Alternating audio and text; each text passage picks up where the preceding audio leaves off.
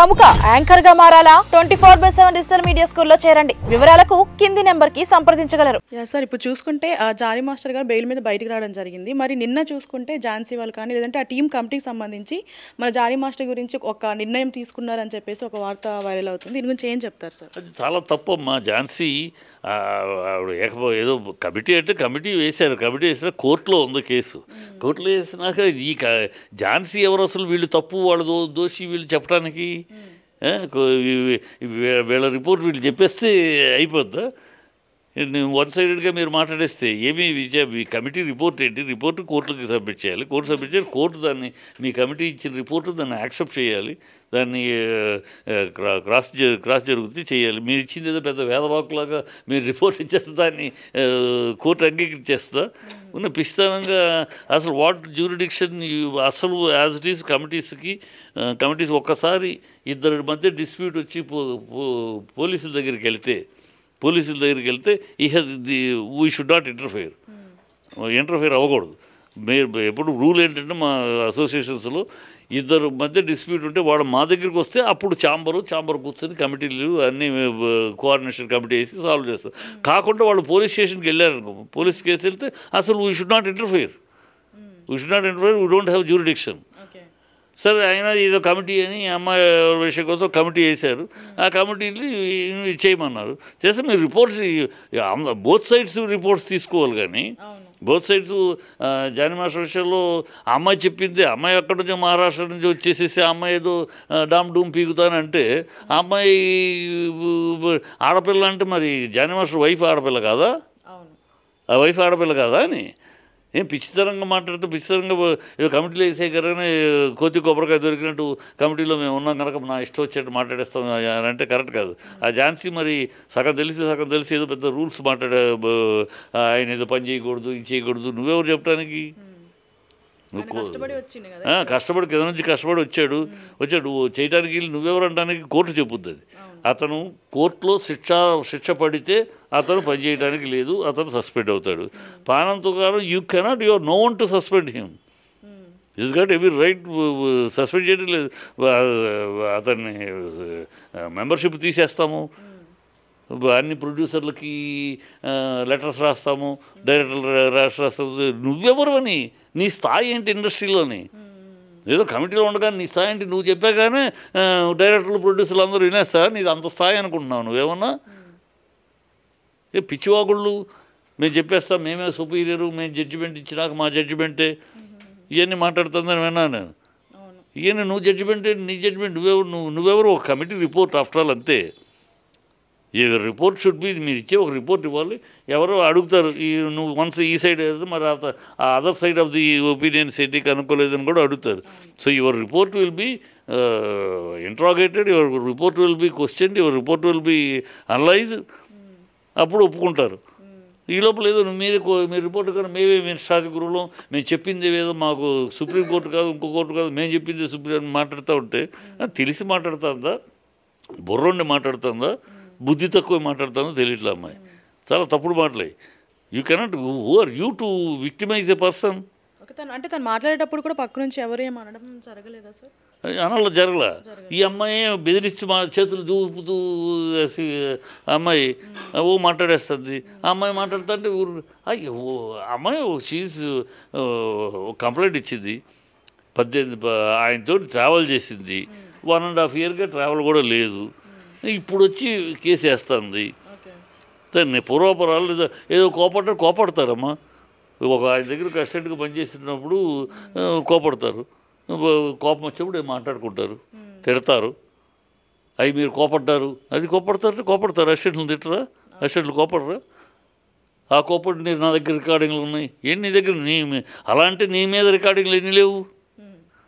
అలా చెప్పాలంటే తప్పు కాదు కదా. ఒక పదవి నువ్వు కమిటీ వేసామంటే నువ్వు నిష్పక్షపాతంగా ఉండాలి. నీ committee both sides opinions, both sides ఆ మాటలు తీసుకురావాలి.